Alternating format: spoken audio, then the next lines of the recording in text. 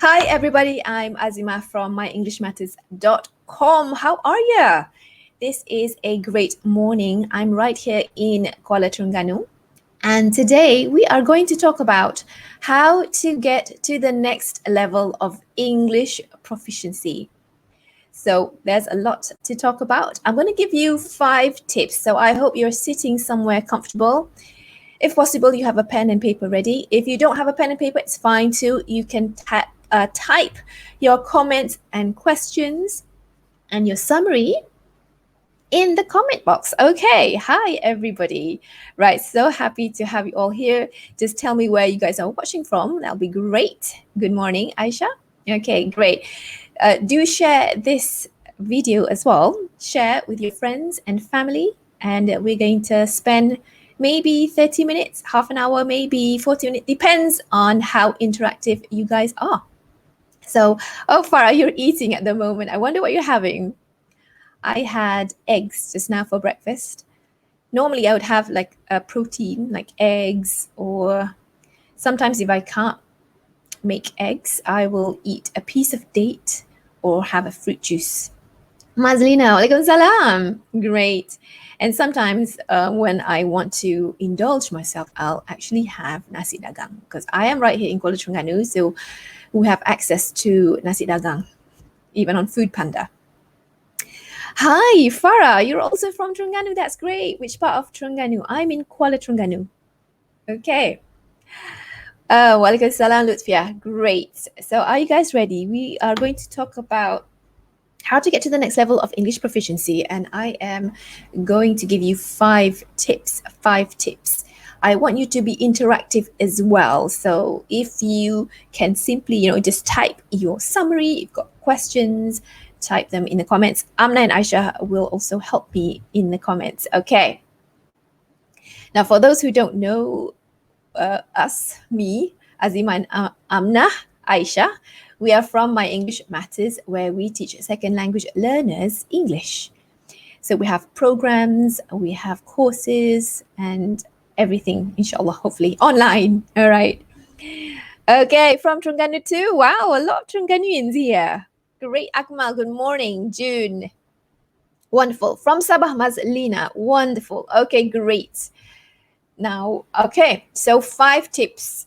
I'm going to also show you my slides now and then, not throughout this presentation, but yeah, let's see what you guys have to say. Okay, you are great. Okay, good. I can see you're sitting down comfortably. Good. Right, so how to get to the next level of English proficiency. I'm going to give you some tips. And so let's get started, shall we? Okay. Right. Hold on for a minute. Okay. So 5 tips. I am going to talk about that, and I hope you're going to listen, you're going to apply and all, and if you've got questions, you can write them down in the comments. Okay. Oh, right. As Rina says, you are from Seremban. Yay, great. I'm happy that you're joining us. Norliza, good morning. Okay. And now let's get started. So I'm like fiddling around with my mouse and everything just to see what's, too many things here on my screen. All right, so forgive me. Okay, let's do this. All right. Now, 5 tips for you. First tip for you, how to get to the next level of English proficiency. The first tip is identify your area of concern. When it comes to English, what's your area of concern? Is it business English? That means that English that you're going to use at your workplace. Or is it conversational English, everyday English, speaking with your friends, with your neighbors, with the community? Or maybe it's academic English. So first tip is identify your area of concern. And I want you to write in the comments, if possible, what's your area of concern? What's your number one concern? If you want to get to the next level of English proficiency, you need to have a target. You don't want to think, oh God, I want to improve my English, but it's like everything. I want to improve everything. So first, we and narrow down the area of your concern. So what is it? Is it business English, conversational English, academic English, conversational everyday English? Yeah. So write them in the comments so I can see. I want you guys to participate, please. All right. Hi, Akmal, a friend of yours. What, you're your student from UAE? Great. So Akmal, academic writing, academic English for Noraini. Good, good. Because that's your concern. Once you know what your area of concern is, then you can focus instead of feeling scattered, instead of feeling like, I want to improve everything. Because when you do that, then you will never have a game plan. You'll never narrow your focus, and then you'll feel overwhelmed. So identify your area of concern. Write in the comments. Ina says conversational English. Azrina, academic English most of the time. Mazlina, conversation. Business English for Yahas Yaqub. Okay. All right. Conversation English for Norliza. Good. Right. I want to see your comments, your questions. Wonderful. Okay. So now you know. Now you know, and let's focus on that. Okay. Great. So now that you have identified your concern, tip number 1. Tip number 2, set your priorities. So I recommend that you set your top 3 priorities, okay? Or just one. One is good enough, but set your priorities. So for example, do you want to learn or improve your grammar and vocabulary? Grammar and vocabulary, okay? Is it grammar and vocabulary? If it's business English, for example, is it grammar and vocabulary? Do you need to know specialized words and phrases in your field? If it's business English, all right? So vocabulary or grammar. For business English, is it you want to learn how to make less grammar mistakes in your writing, for example, grammar, okay? What about your priority? Maybe it's writing. Maybe you want to focus on simply writing. So if it's business English, writing emails, reports. If it's academic writing, maybe it's writing your journal, writing your thesis, report writing. If you're a student, maybe it's producing assignments, right? Or if you're in marketing, it's producing emails, right? Or writing sales pitches, right? Maybe it's sentence structure for if it's writing. You want to know the rules, okay? What about comprehension? Okay, comprehension means understanding, the ability to understand something. Maybe you want to focus on understanding people when they speak fast, okay? Or understanding people with different accents at your workplace.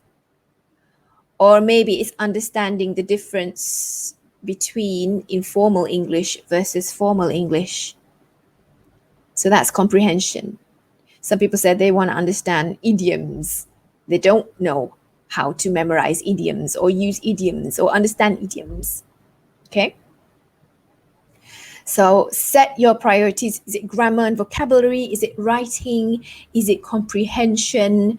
Or speaking? Speaking. So when I talk about speaking, I mean, is it fluency or pronunciation even? Or the fact that you speak a certain way that make people like confused. Maybe you don't speak standard English, right? Maybe you don't know the difference between formal English versus informal English when it comes to speaking, okay? Or politeness even. Maybe some people say, you know, you look really nice and polite, but when you speak, the words that come out, it just sounds rude.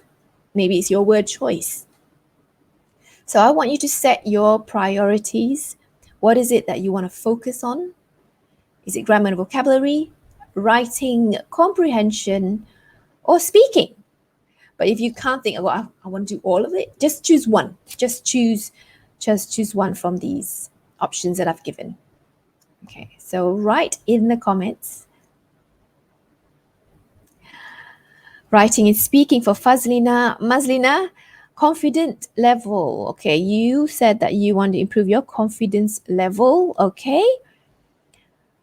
All right. My Shah says, let me see. Let me put your comments up. Your priority is to look confident and fluent when you're giving a talk. Okay, to stakeholders. All right, comprehension for Akmal. Great. Meetings. Is it speaking in meetings? I assume meetings, you mean speaking up. Yeah, okay, good. Presentation. Oh, okay, presentations, giving presentations. Yes. Okay, great. Let's see what else. Ina says, my priorities are to be fluent and to look confident when speaking. Okay, great. Great. So now I want you to, now that you have your priorities set straight, then let's focusing on that, focusing on your priorities. At least when you know, then you know where to start and you don't feel overwhelmed with too many decisions, too many goals. And as we are reaching the end of 2020, and this is the 1st of December, right? Can you believe it? We're coming to the end of 2020. We're gonna welcome 2021 soon. I want you to, even have a focus, have an even more laser-focused mission. Okay, that's what I want you to do, to know, to achieve, to have. Okay, great. Speaking, Siti Haja says, Farah, grammar is so hard for me. Okay. Wonderful. Great. So I love it that you're sharing in the comments. It makes it even more real. Okay. All right. So we talked about tip 1, identifying your area of concern. Number 2, setting your priorities. Okay. Straight. At least you know them. Okay. Number three, tip number 3. I want you to define what the next level mean to you, because our topic today is how to get to the next level of proficiency. Okay? So I want you to define what the next level mean to you. What does it mean? What does the next level mean to you? Right. So, for example, students, right? Students, university students, postgraduate students. Maybe your next level means simply to pass your exam, okay? Or to be able to write a paper or a thesis. That's what it means. Maybe to debate, to do public speaking.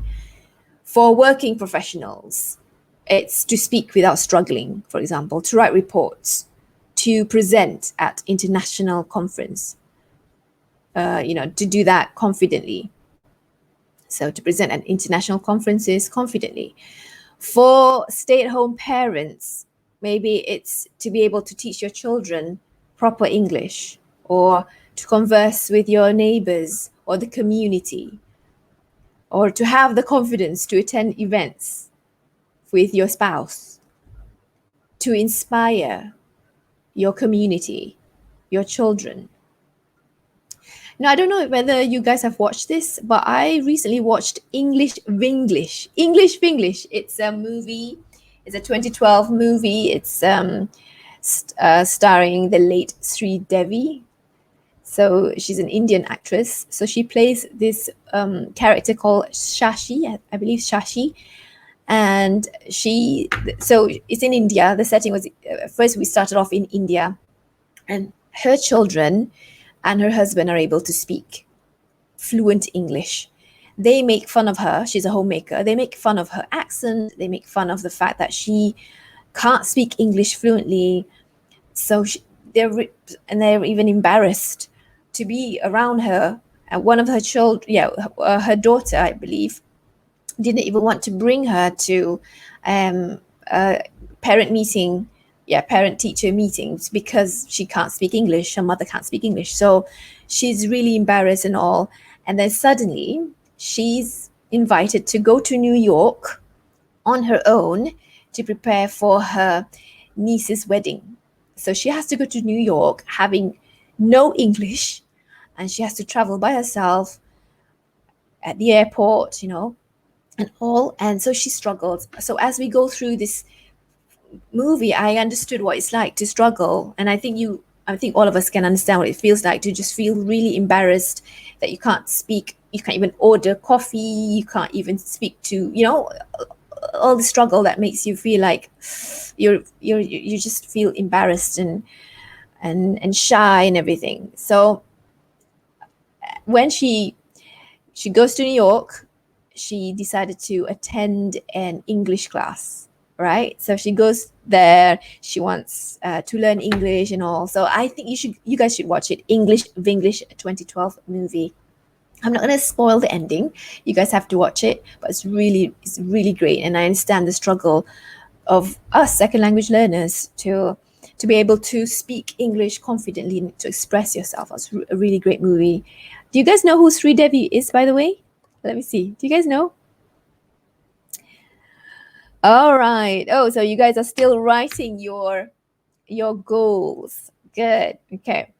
So Shikin says, my priority is in communication skills, but I found that if I want to be able to speak fluently, I need to comprehend English as a whole. Okay. Azira, my next level, I want to talk in a more structured way so that people can understand me. Okay, good. Nuraini, I want to write well in my thesis. Okay. And your presentation. Okay, good. Oh, what's the movie title? It's called English Vinglish. English Vinglish. English Vinglish. English, English, Vinglish, Vinglish. Okay. Right.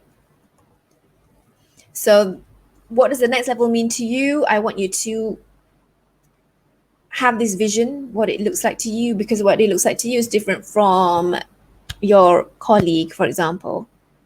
Okay. I'll give you some more examples. For others, it might be like Sri Devi, might be the character. She wants to be able to order food, to travel. Okay. For others, it might be to write. So my daughter, she's currently writing a novel. She's 11. She's writing a horror novel. So she's picking up words from watching Japanese animation. And then she'd ask me, like, what's the word for this? What's the word for this? And I'd tell her, okay, why don't you read, a book so that you have the vocabulary. And she's like, no, I prefer to just watch Japanese animation with subtitles and all that. I said, but you need to have a reference. You need to read novels yourself so that you're able to pick up all these adjectives and all. Okay.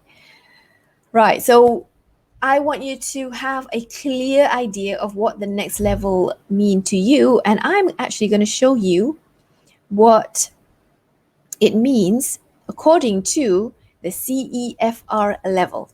The CEFR level. Okay. I am going to show you the CEFR level. We're going to go through this together. So let me bring up my slides. Okay. I'm going to make it go full screen. The CEFR level. So the CEFR level stands for Common European Framework of Reference for Languages. I want you to read along with me these levels and then tell us in the comments whether you think you are at A1, A2, B1, or B2, C1, and C2. Okay? All right. So the first one is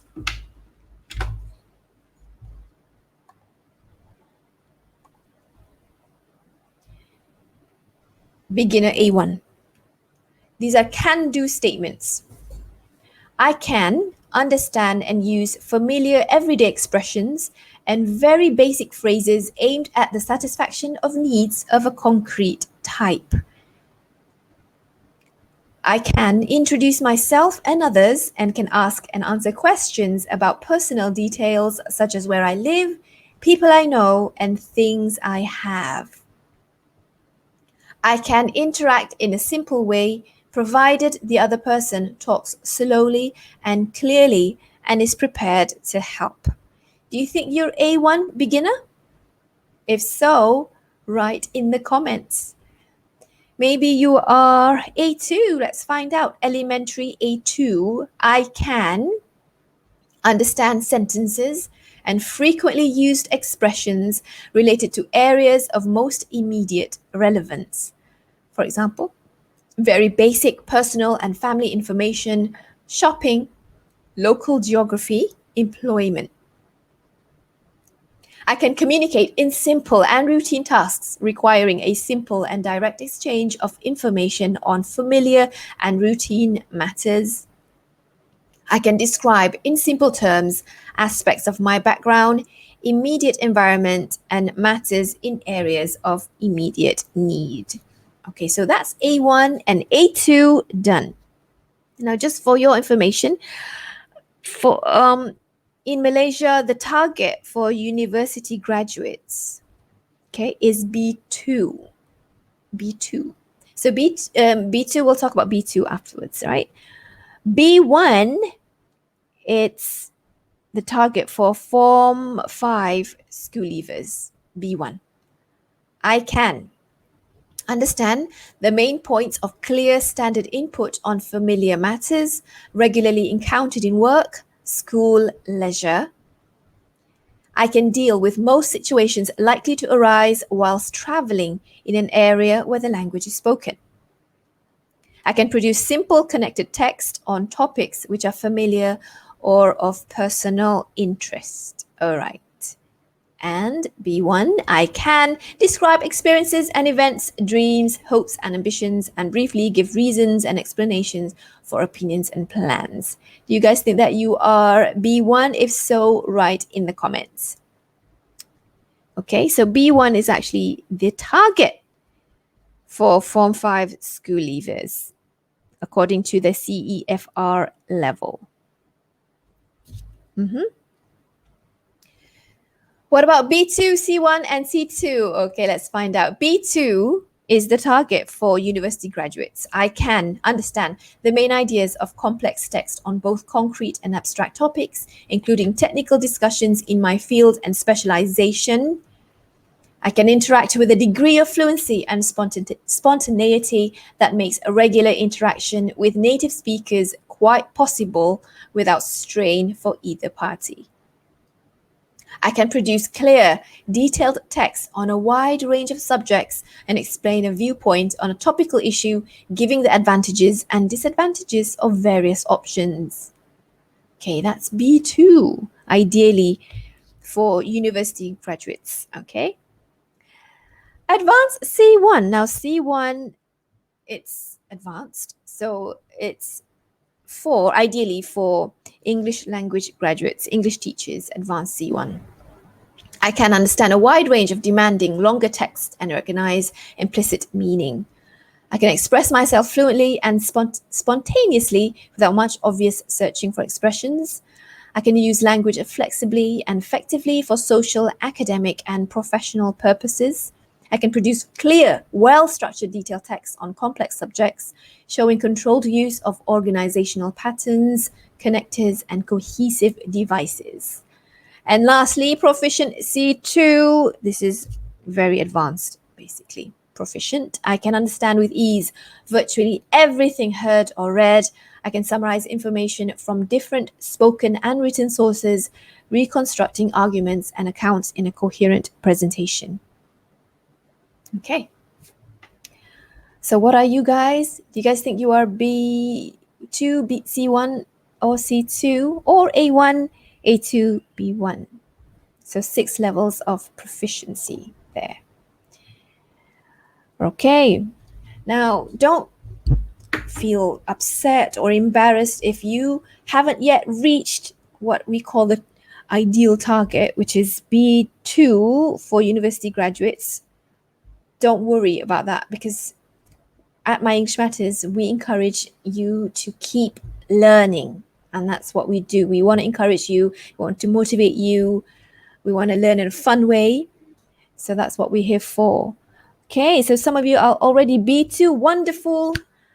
Hafiz Muhammad, C2, wonderful.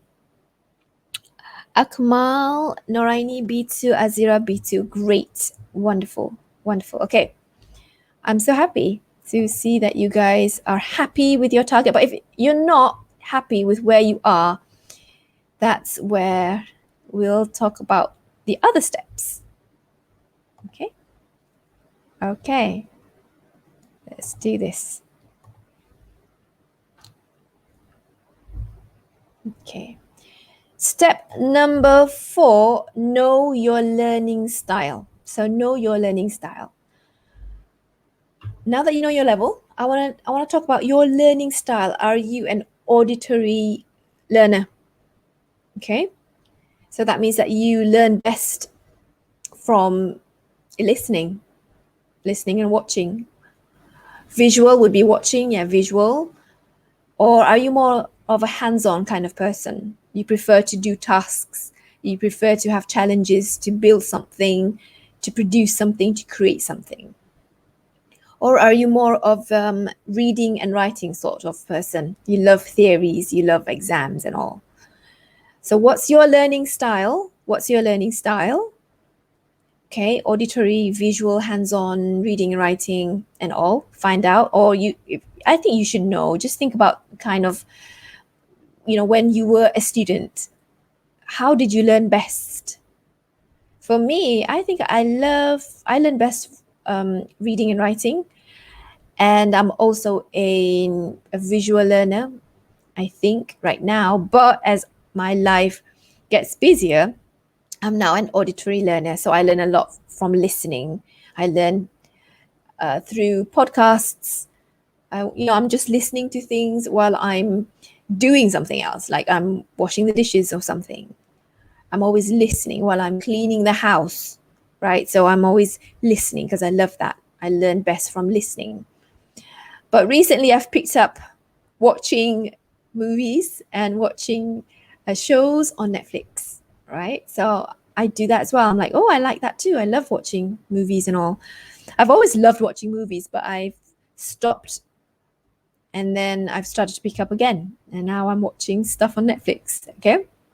So what kind of learning and what do you prefer? How do you learn best? You can write in the comments. Okay. Right. I listen and you love to do note-taking, Akmal. Wonderful. Aisha says listening, watching, and writing. Wonderful. Okay, great. Great. Now, my second question from knowing your learning style, right? From knowing your learning style, know yourself as well. Okay. So extroverts, any extroverts here? Raise your hand, your virtual hand there. If you're an extrovert, maybe you prefer having classmates around you. Okay, maybe it's a virtual classmate, doesn't matter, but you love collaborative learning, you love listening to their ideas, you love debating with them. That gives you energy because you're an extrovert. You love having people around you. Okay, that just gives you energy. You feel really happy, pumped up, excited. Okay. Maybe you coming back to extrovert versus introverts. So extroverts, maybe you love group work, group study and all, and you love having a teacher. because you just can't do it on your own. Because if you have to learn on your own, you feel lonely. Okay, extroverts. Ambiverts too, actually. What about introverts? Maybe you prefer self-study. Maybe you prefer to just have your books, a quiet place to sit and do your work, and that's it. You're satisfied. You learn best that way. Okay, introverts. You prefer to just have your own sweet time, silence, or maybe music in your ears, and that's it. Okay, knowing yourself. Extrovert versus introverts. Ambiverts, you choose. Okay. What about this? Do you learn best in the morning? Okay, you're a morning person, or in the evening, at night, or really, really early in the morning, like 2 o'clock, 3 o'clock in the morning. Okay. Maybe you prefer weekends. Okay, so I want you to know your learning style, know who you are, so that we can get started. Get started. So write in the comments your learning style, introvert, extrovert, and all. Huzaimah, introvert. Yahas, you're both. So Aida, I'm an introvert. Hi Putri, ambivert for Mira. Okay. All right. Early in the morning for Yahas. Great. As for me, I am an ambivert, but I'm more inclined towards introversion. Actually, I'm an introvert. But when it comes to learning, I don't mind online learning with the teacher with me live, or I just purchase courses and I learn right then and there. Okay, so I love that too. I can do both. I don't really need a teacher to be in front of me unless I know that I'm really, really struggling in that area. I need the teacher's immediate feedback. So I need to go to a class where the teacher's there and the teacher can give me immediate feedback. Right. So it really, really depends on what I'm learning. So I want you to focus on learning English, because obviously I'm here to teach you how to learn English effectively. So I'm talking about English, right? Talking about English. Okay, so Azira, I'm an extrovert, but I love self-studying. Okay. Anim Ramli, I'm an introvert, but an extrovert in studying. That means that you prefer group work, collaborative learning. Great. Okay, Ina, I don't care what people think when I speak in English, because when it comes to learning, my confidence level is awesome. I love that. Okay. Nadia Anis, I'm an introvert. Nadia Anis, are you sure? Okay. All right. Okay. So you guys, I'm so happy that you are chiming in with your comments. Great. A hybrid learner, Akmal. Learning style. Yeah. Okay, great. Let's see some more comments. Okay, wonderful. So knowing your learning style will help you to choose what's best, what's effective for you, because it's different. Even if you have children, one child's learning style is different from the other child, obviously. Yeah, so there you go, right? Number 5, my tip number 5 is create the environment for success. Create the environment for success. Now that you know what kind of learning style you prefer, the level that you want to get to, I want you to set your priorities straight, identifying your area of concern and all of that. Your next step, and this is the 5th final step, create the environment for success. So it could be purchasing courses or books or trainings. All right. Sign up for exams. Yep, you heard me right. Sign up for exams. Okay, so there are lots of exams out there, I'm sure. So sometimes you want to train yourself for, let's say, IELTS or something. Okay, sign up for exams so you have a goal to attain. If you're that kind of person, you need a challenge, right? And of course, when I talk about purchasing courses, books, trainings, etc., you do have to sacrifice money and time. And when I mean sacrifice, if you think that sounds negative, then I want to say invest money and your time towards learning. Okay. Right. So some of you have asked me what kind of grammar books should I purchase and all. Well, I do have some recommendations, but these are my personal favorites. So I'll just tell you. It doesn't mean that I want you to go buy these books if you can't find them. But yeah, something like this. But because I'm a English language trainer, instructor, I have to read books like these kind of books. Co-build English grammar, right? And I got this book. I don't know if it's available for you guys because this is the international edition, and I got this when I was a lecturer. English Grammar by Betty Schrampfer Azar. Okay, I hope I said her name right. All right, I've got loads more books behind me, and I'll keep purchasing books to update my knowledge. I can't stick to just one book, right? I need to have lots. I need to have a budget for my learning because that's how I create my environment.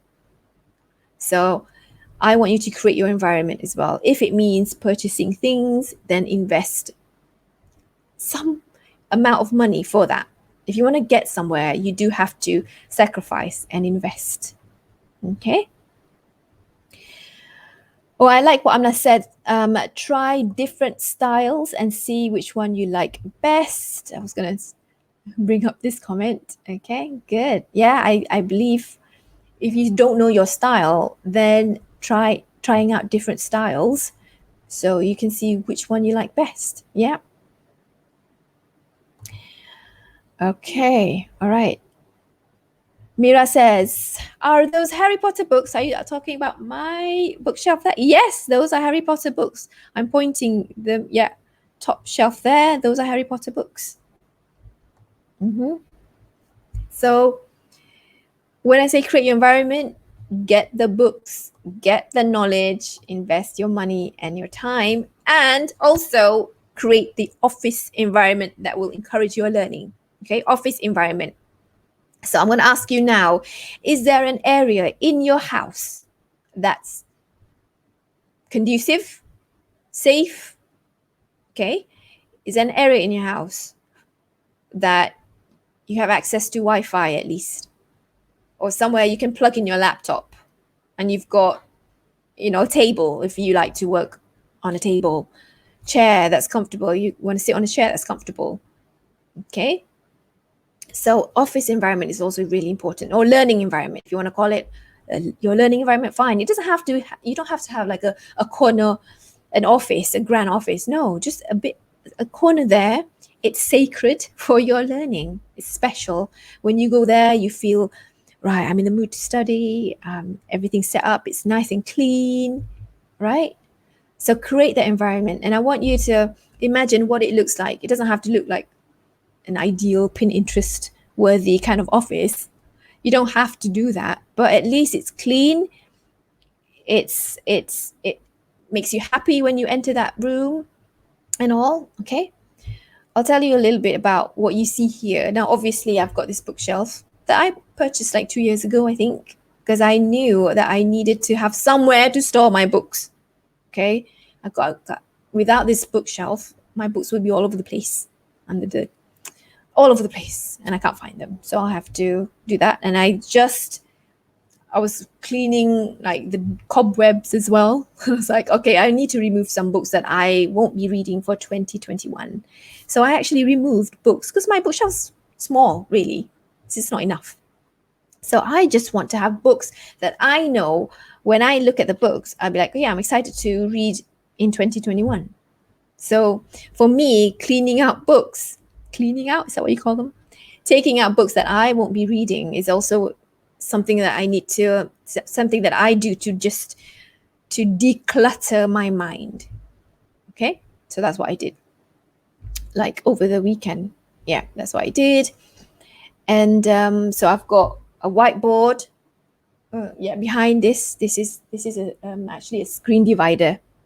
So if I remove the screen divider, you'll see a whiteboard, a really big whiteboard where I write my vision, my goals, etc. So I cover it with this screen divider that I just bought on Shopee.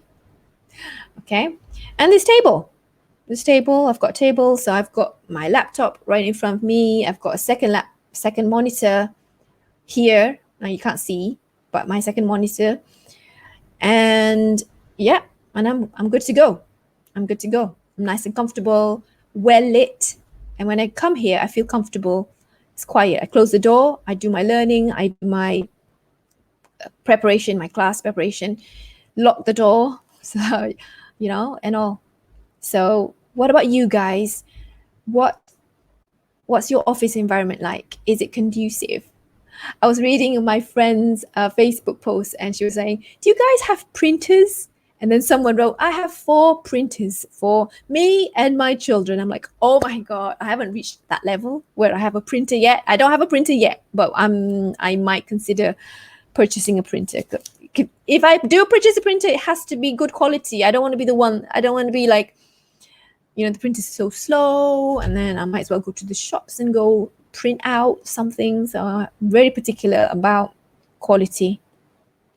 Okay, so you guys tell us what the setup is for you. Mira Hazrin, you're going to set up a small library for me. Exactly. Do it for yourself.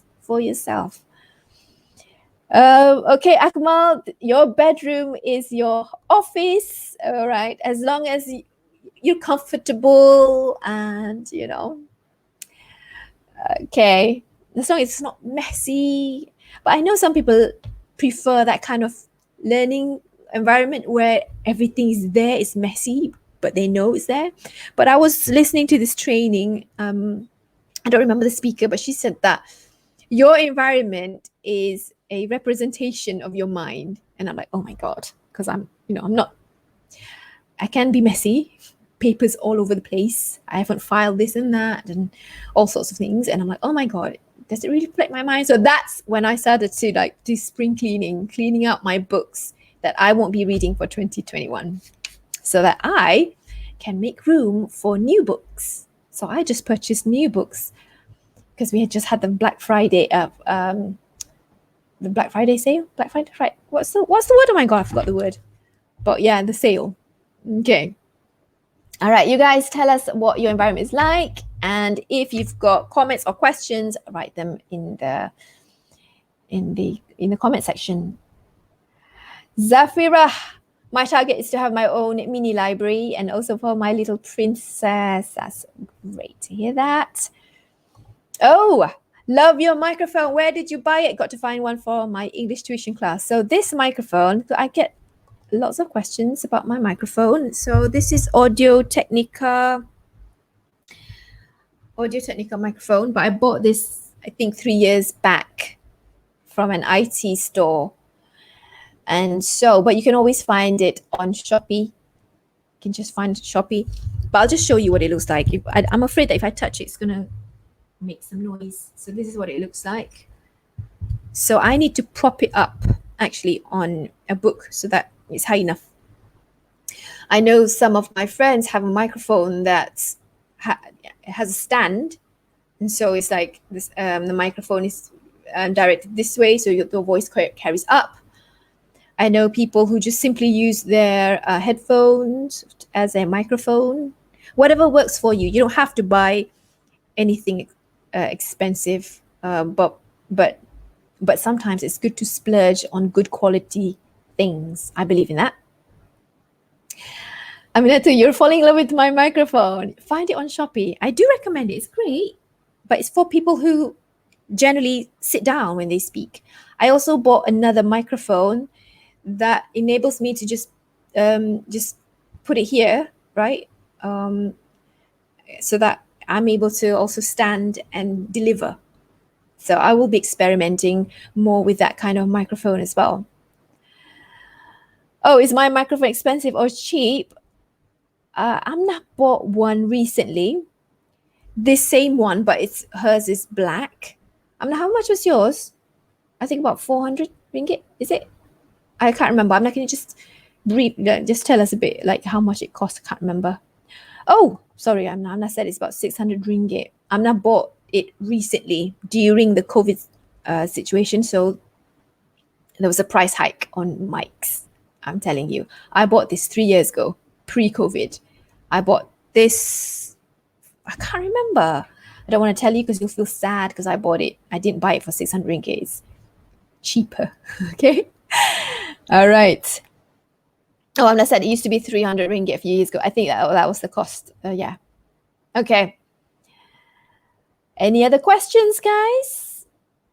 Oh, thanks, Aisha. So the mic that I'm using, and Aisha's using as well, Audio Technica ATR 2500. Okay.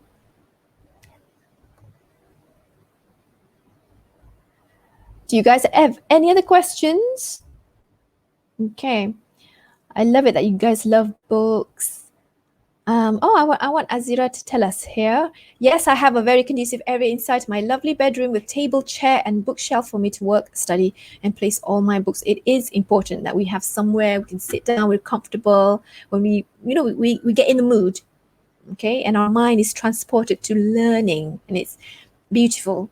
And I encourage you to have beautiful pens and notebook to write on and all. And a working laptop, Wi-Fi, all of that. Don't take it for granted. It's important. I had to upgrade as well, my Wi-Fi.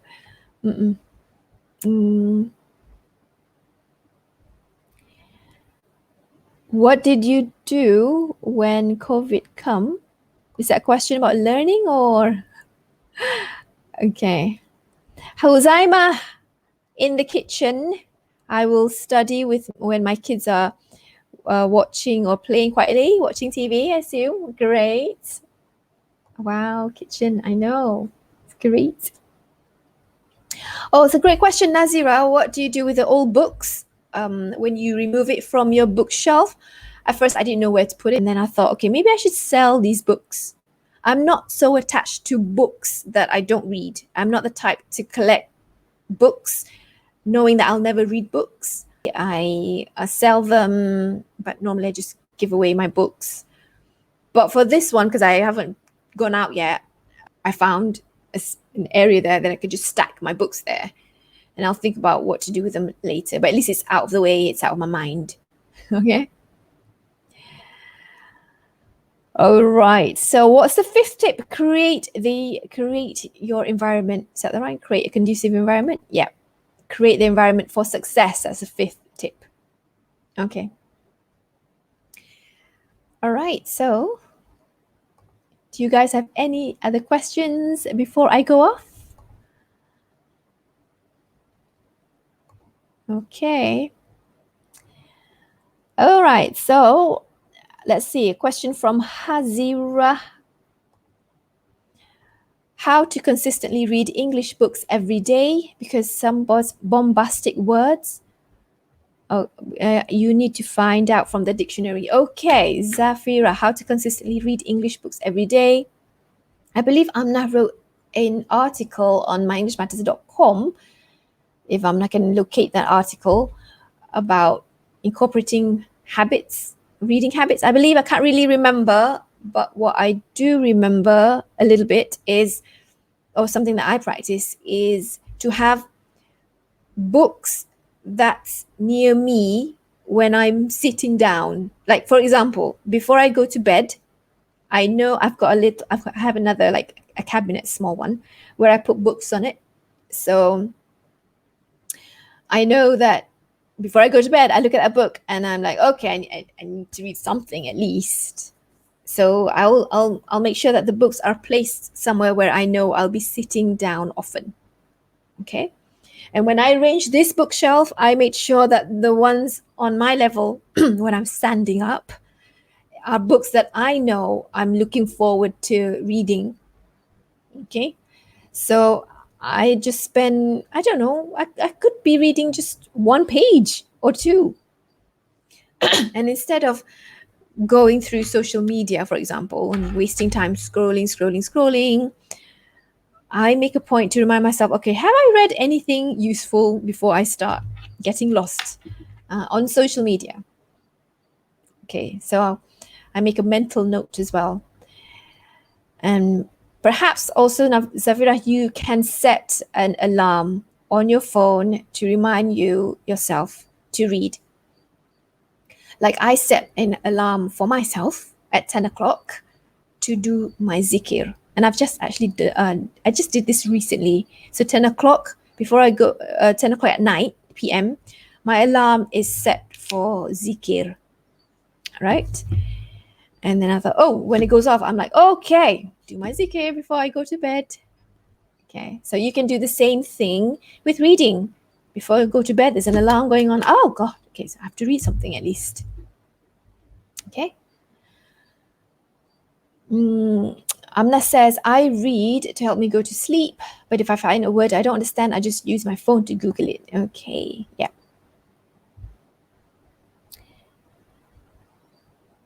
Oh, hold on. Let's go to this question. Azira, is there any other way to remember all the things that we have learned other than practicing? All right, so it comes back to your learning habits, or your what was the word that I used? How you learn best, basically. How do you learn best? I'll just give you a crazy example. Sometimes you learn best from having pressure. That's when you start to remember things more. So if you put pressure on yourself, additional pressure, then I believe your brain starts to fire up and prepare for your success, because there's pressure outside, and then you start to remember things. So for me, if I wanted to learn something, I know that I put pressure on myself. I said, okay, I'm going to learn these things by the end of 2021. I'm going to be fluent in this whatever area. And so I put pressure on myself. I'll say, okay, I'm going to create something from this. So that means it forces me to learn, to memorize, because I have a deadline to achieve, a deadline to get to. Okay, Azira, does that help? Okay. Akmal's question. What is your opinion on listening to audios in English while sleeping or doing other tasks? That's what I do. I do that all the time because I am an auditory kind of learner. I love that. I have like a list of things that I want to learn. And so before I start cooking, for example, or before I start doing something that I can multitask, mopping the house, for example, I would find my favorite podcast and then turn it on, make sure it's loud and clear, put it somewhere safe on the table, my phone, and then it's on. And then that's how I time myself. This is going to be 40 minutes. It's 40 minutes of cleaning the house. So yeah, I like that. It's what I do. Before going to sleep, I think Amna, if you don't mind me sharing, she likes to also listen to podcasts before she goes to bed or as she prepares to take a nap. She says that listening makes her fall asleep faster. Okay, I don't know about maybe for you as well. Okay. All right. Okay, so I guess that's it, guys. Thank you so much for joining us right here. It's been fun. And I would like to end here. You can get more tips at myenglishmatters.com. Do join our email list to get our weekly tips through email. So thank you so much for joining me. Inshallah, we'll see you again soon. Bye for now, everybody.